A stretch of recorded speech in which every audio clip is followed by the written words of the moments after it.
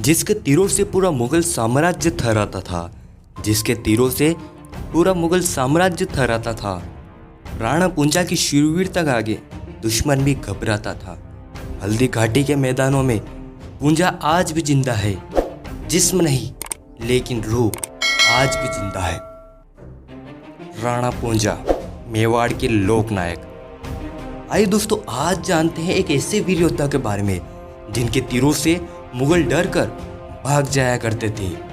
करीब 17वीं सदी तक देश के कई बड़े हिस्सों पर दो राणाओं का अधिकार था, गहलोत राणा और भील राणा। इन दोनों वंश का इतिहास 2400 वर्षों से भी पुराना है और इन दोनों वंशों के बीच सदियों तक युद्ध हुए, समझौते हुए और संध्या हुई। और जब मित्रता हुई तो दुश्मन के पैर कभी इनकी धरती पर टिक न सके।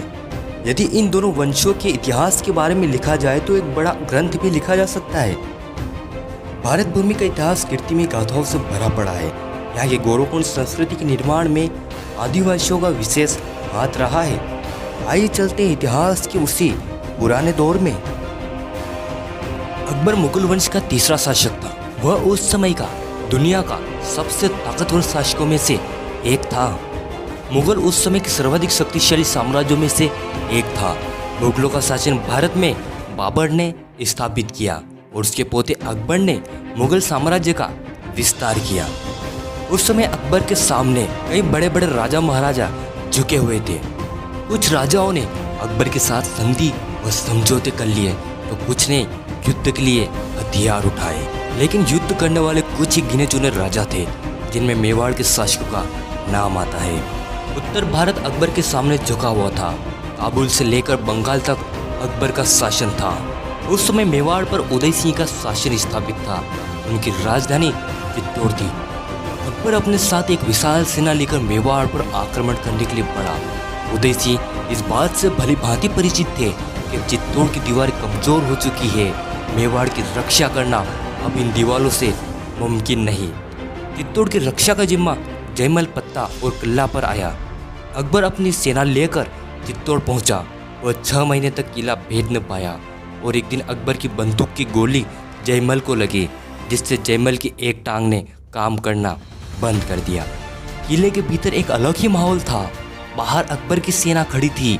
एक रात जब परिस्थितियां बिल्कुल उल्टी लगी तब महिलाओं ने जौहर कर लिया। यह आने वाली तबाही की तरफ इशारा था। अगले दिन किले के कपाट खुले। जयमल पत्ता अपने कुटुंबी कल्ला जी के कंधों पर बैठकर तलवार लहराते हुए मुगल सेना की तरफ बढ़े। उनके साथ 8000 मेवाड़ी सैनिक थे। भयानक युद्ध हुआ। देखते देखते हजारों लाशें बीच गई। वीर जयमल और कल्ला ने अपने अदम्य साहस का परिचय दिया, लेकिन भला वे अकबर के सामने कब तक टिक पाते। मेवाड़ हार चुका था। अकबर ने चित्तौड़ जीत लिया। जब उदय सिंह ने चित्तौड़ गंवाया तब महाराणा प्रताप 28 वर्ष के थे। उदय सिंह ने चित्तौड़ गंवाकर उदयपुर आ बसे, जहाँ सर्वाधिक रूप से भील निवास करते थे। उदयपुर भीलों की धरती था।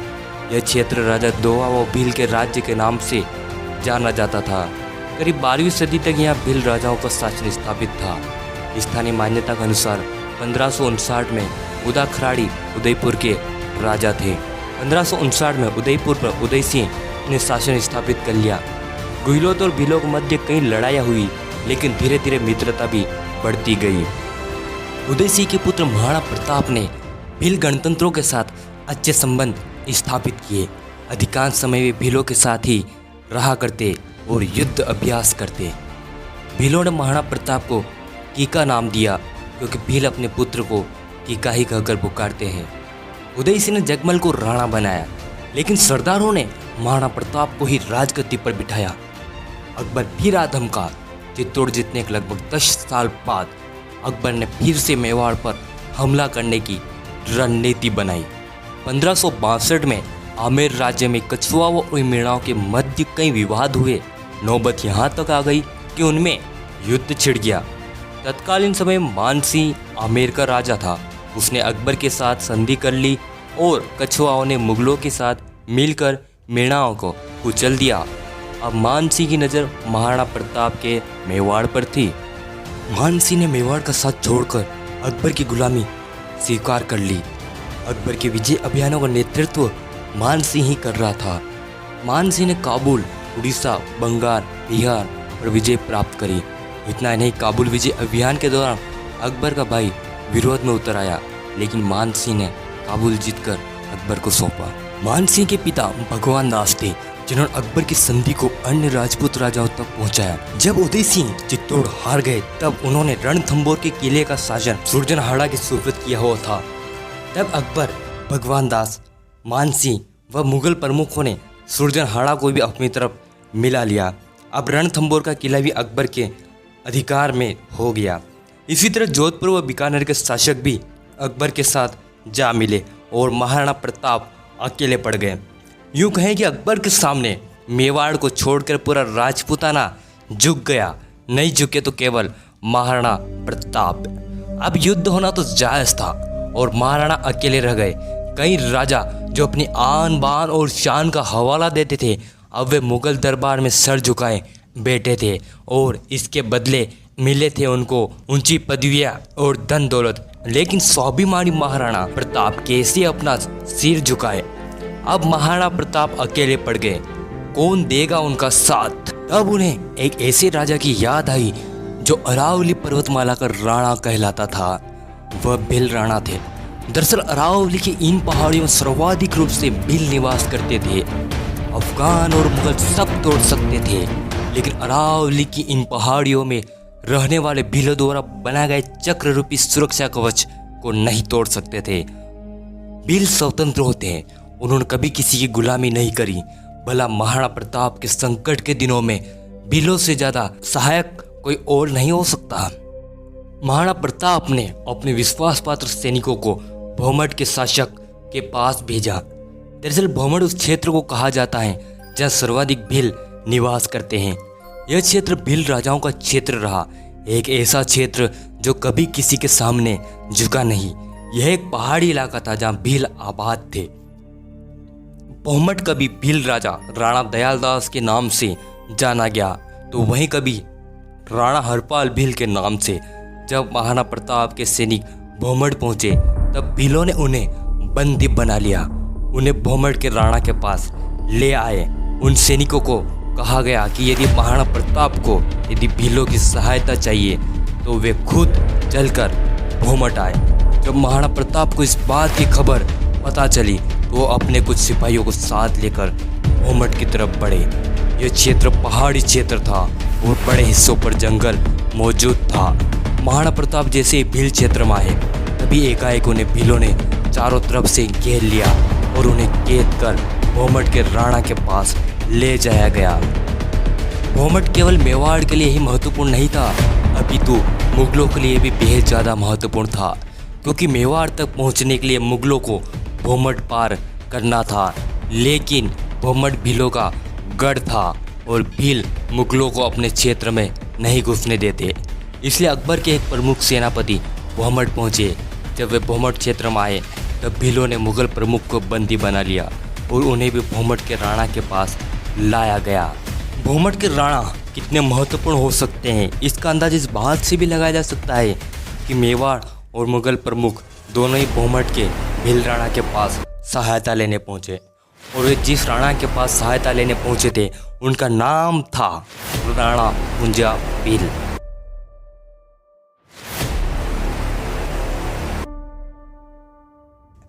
राणा पुंजा भील का जन्म 5 अक्टूबर को मेरपुर के मुखिया दुदा होलंकी जी के घर हुआ।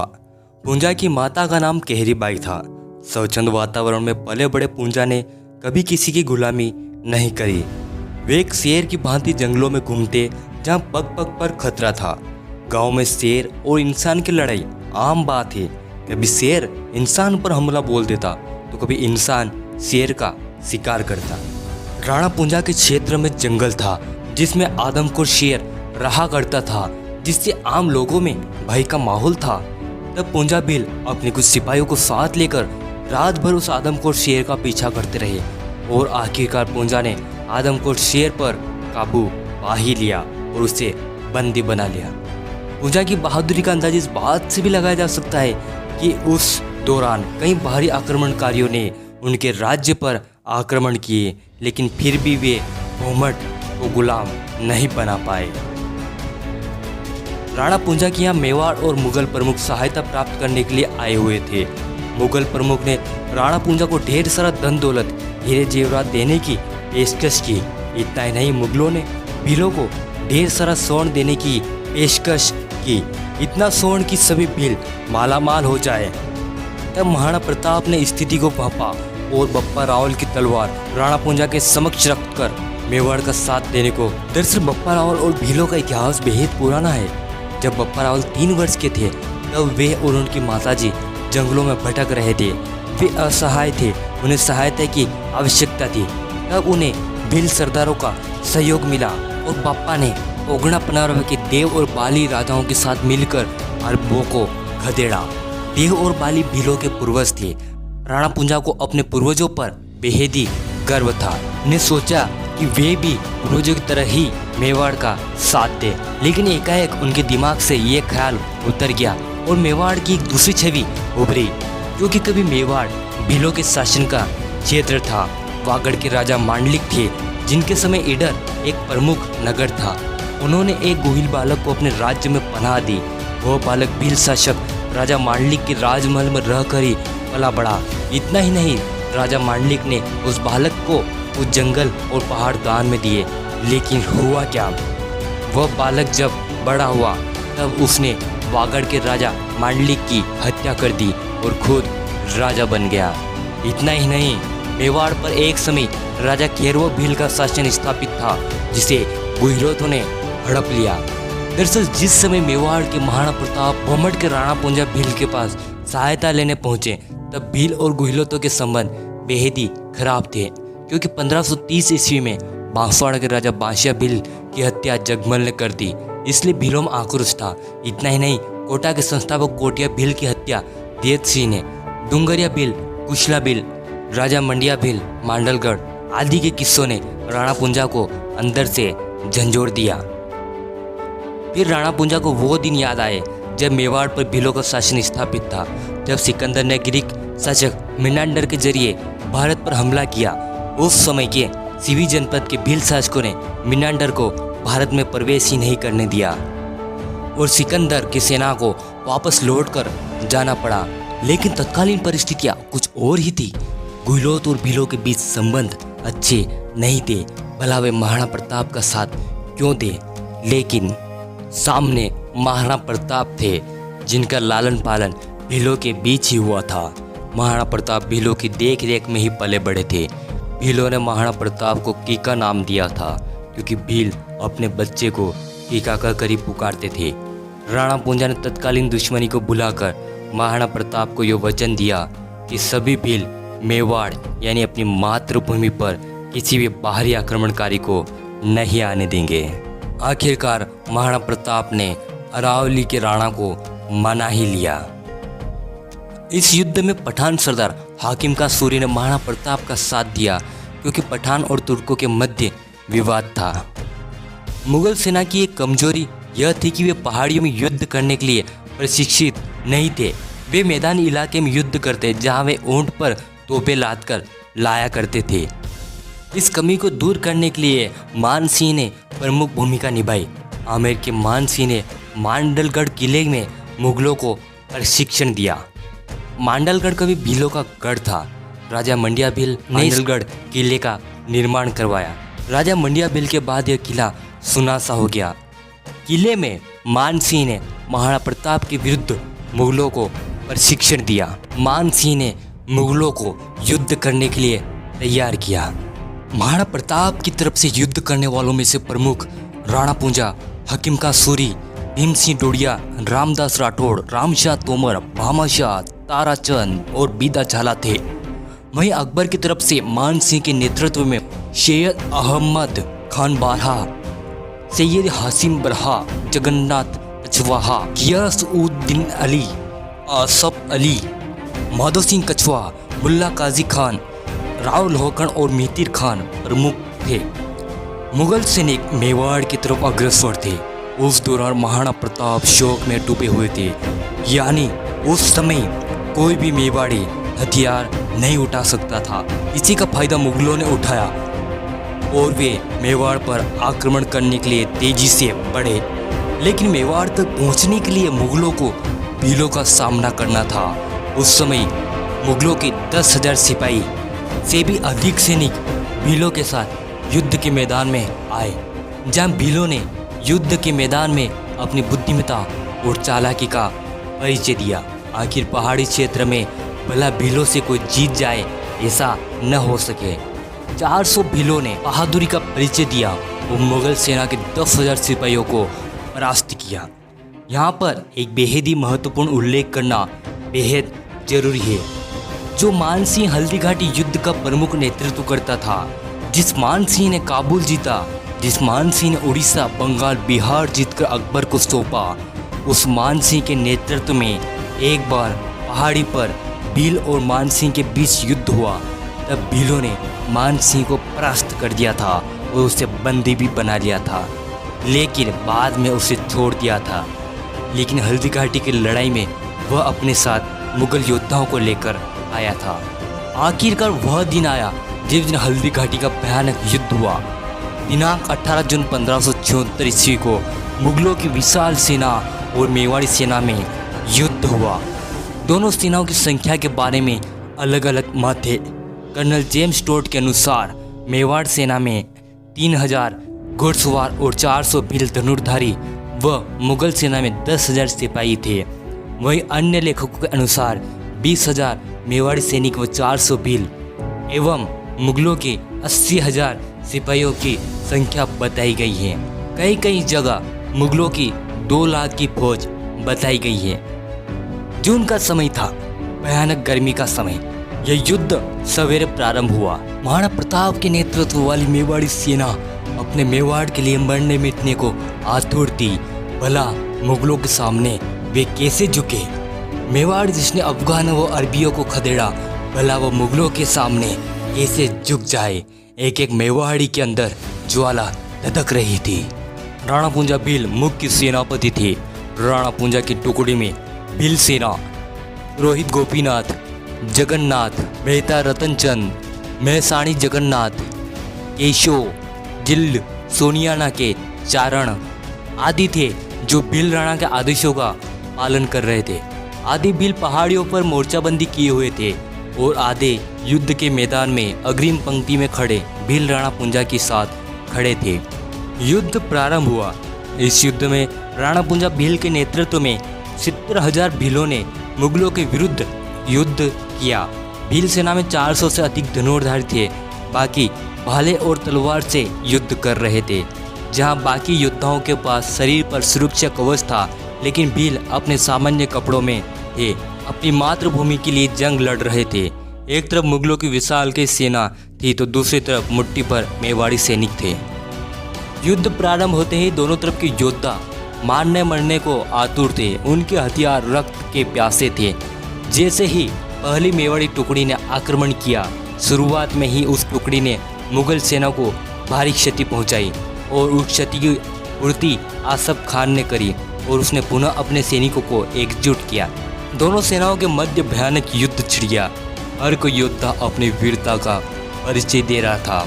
राणा पूंजा के भीलों के तीरों से मुगल सेना डरकर भाग रही थी, क्योंकि भीलों के तीरों में जहर लगा था। इस युद्ध में राणा पूंजा के नेतृत्व में गुरिल्ला युद्ध प्रणाली उपयोग में लाई गई। दरअसल गुरिल्ला प्रणाली भीलों की ही परंपरागत युद्ध कला है। महाराणा प्रताप से ज्यादा मुगलों को भीलों के तीरों से खौफ था। जिन 400 भीलों ने 10,000 मुगल सेना को हराया था, अब वह संख्या बढ़ चुकी थी। महाराणा प्रताप और बहलोल खान के बीच भयानक युद्ध हुआ।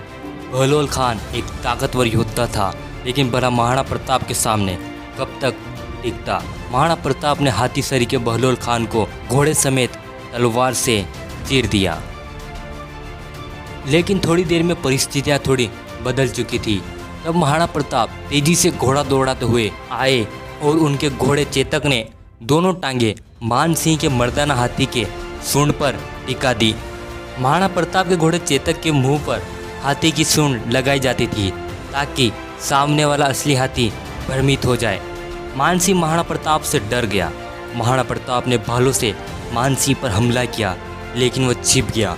वह भाला मल्हार को जा लगा। मान सिंह के मर्दाना हाथी के सूंड में धारदार हथियार था। उसने चेतक के एक पैर पर घातक हमला किया, लेकिन वह डटा रहा। तभी महाराणा प्रताप को मुगल सैनिकों ने चारों तरफ से घेर लिया। शायद वह मुगलों की जाल में फंस चुके थे। मुगल सैनिक सोच रहे थे कि अब युद्ध अकबर के पक्ष में चला जाएगा, क्योंकि महाराणा प्रताप उनके चक्रव्यूह में फंस चुके थे। तभी अचानक भील मुखिया राणा पुंजा ने एक बाण तानकर मान सिंह के हाथी को मारा। वह आखिर में हटकर लगा। हाथी तिलमिला उठा। मान सिंह हाथी को नियंत्रित करने में रह गया और महाराणा प्रताप मुगलों की चक्रव्यूह से बाहर निकल आए। भीलों के तीरों से मुगल सैनिक डरकर भाग रहे थे। उनमें एक खौफ का माहौल बन गया। एकाएक विपरीत परिस्थिति बन गई और महाराणा की जान बचाने के लिए चेतक और झालापिता कुर्बान हो गए। युद्ध समाप्त हो गया। महाराणा प्रताप पहाड़ी क्षेत्र में आ गए। मान सिंह अकबर को दिए वचन के मुताबिक वह महाराणा प्रताप को खोजने लगा। वह गोगुंदा में रुका था, लेकिन वहाँ भीलों ने उसे बुरी तरह से परेशान किया। मुगलों की रसद लूट ली गई। कहते हैं कि मान सिंह 4 माह तक महाराणा प्रताप को खोजता रहा, लेकिन वह महाराणा प्रताप को खोज न पाया। इस दौरान राणा पुंजा और उनके भील साथियों ने हर पल महाराणा प्रताप की सुरक्षा करी। महाराणा प्रताप के भोजन का प्रबंध भीलों ने किया और वे भीलों के साथ ही रहे। आगे चलकर महाराणा प्रताप ने मेवाड़ की तीसरी राजधानी चावंड बनाई, जहाँ सर्वाधिक रूप से भील निवास किया करते थे। धीरे धीरे महाराणा प्रताप ने भीलों की सहायता से अपना खोया हुआ राज्य प्राप्त कर लिया। राणा पुंजा के इस योगदान के फलस्वरूप उन्हें मेवाड़ के राज चिन्ह में स्थान मिला।